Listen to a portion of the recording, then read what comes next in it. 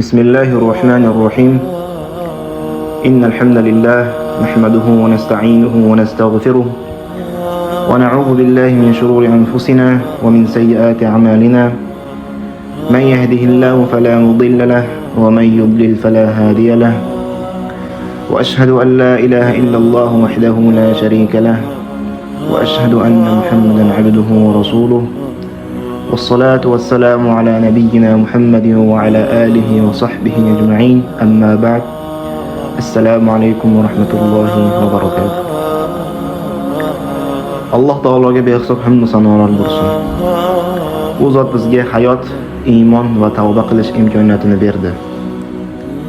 Payg'ambarimiz Muhammad sallallohu alayhi vasallamga, u zotning ahli baytlari va sahobalariga salovat va salomlar bo'lsin.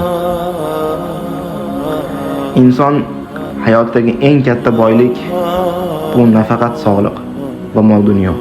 Eng katta boylik Allohga qaytish eshigi hali ochiq ekanidir. Bu eshikning nomi tavba. Azizlar, bugun sizlarga bir savol bermoqchiman.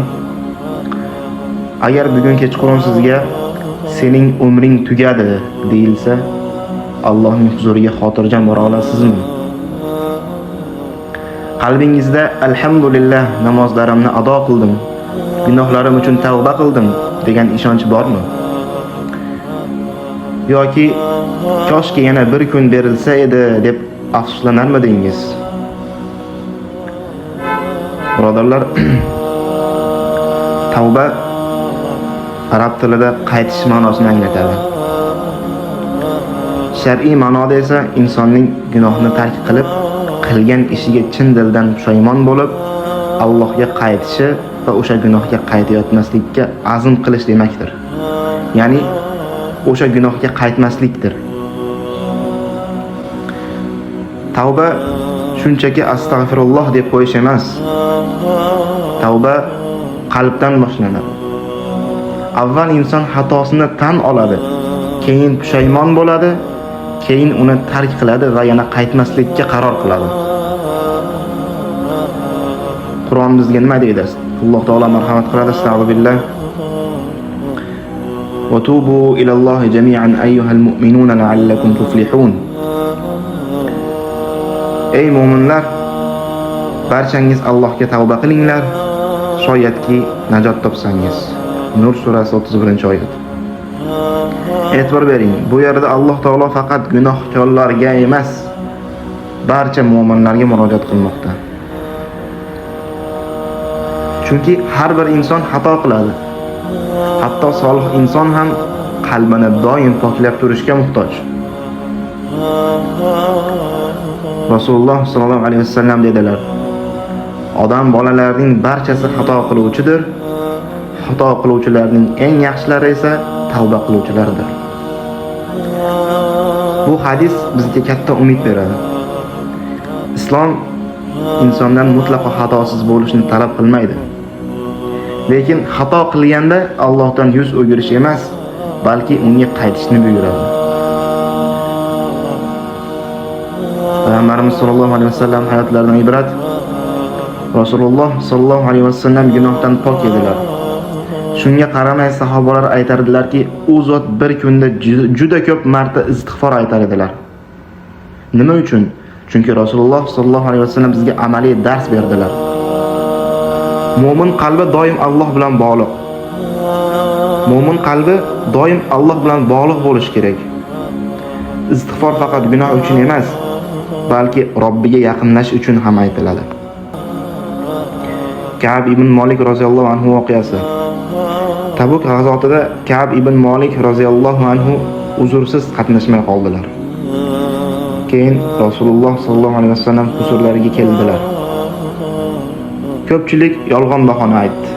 Ammo Ka'b roziyallohu anhu: "Ey Allohning rasuli, mening hech qanday uzrim yo'q" dedilar. Bu rostgo'ylik sababli ular qattiq sinovdan o'tdilar. Lekin oxirida Alloh taolo ularning tavbasini qabul qildi va bu haqda Qur'onda oyat nozil qildi. Bu voqea bizga o'rgatadi, ba'zan rostni aytish qiyin bo'ladi, lekin uning oxiri rahmatdir. Birodarlar, hayotimizga nazar. Ba'zan telefon qo'limizda soatlab turadi. Ammo 2 daqiqa Qur'on o'qish og'ir tuyuladi. Ba'zan bir insonning aybini soatlab muhokama qilamiz. Ammo o'z aybimiz haqida 1 daqiqa o'ylamaymiz. Boshqalarning xatosini ko'rish oson. O'z qalbimizni ko'rish esa qiyin. Shuning uchun har kuni o'zimizdan so'raylik. Bugun Alloh uchun nima qildim? Biror gunohim uchun tavba qildimmi? Biror insondan rozilik oldimmi? Namozimni ixlos bilan o'qidimmi? Birodarlar, mu'min har kuni o'zini hisob-kitob qiladi. Umidni yo'qotmang. Alloh taolo marhamat qiladi. Astagfirullah. Qul ya ibadiyallazina asrafu ala anfusihim la taqnatu min rahmatillah. Innalloha yaghfiru-dhunuba jami'a innahu huval ghafurur rahim. Ey o'z jonlariga jabr qilgan bandalarim, Allohning rahmatidan noumid bo'lmanglar. Albatta Alloh barcha gunohlarni mag'firat qiladi. Zumar surasi 53-oyat. Bu oyat Qur'ondagi eng umidbaxsh oyatlardan biri hisoblanadi. Shuning uchun shaytonning sen kechirilmaysan degan vasvasasiga hech qachon ishonmang.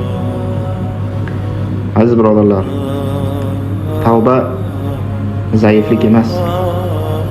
Tavba kuchli yomonning belgisi. Tavba Allohning eshigini taqillatishdir. U zotni rahmati esa biz tasavvur qilgandan ham keng. Keling, bugunning o'zida qalbimiz bilan Robbimizga qaytaylik. Chunki bizga kafolat berilgan narsa bugungi kun, ertangi kun emas. Allohim bizlarning oshkora va yaxshi gunohlarimizni kechirgin, qalblarimizni tavba, istig'for va ixlos bilan bezatgin, bizlarni sen yaxshi ko'radigan bandalaringdan qilgin.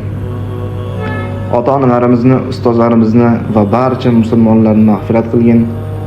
Rasululloh sallallohu alayhi vasallamning shafoatlariga musharraf etgin. Alhamdulillahi robbil alamin.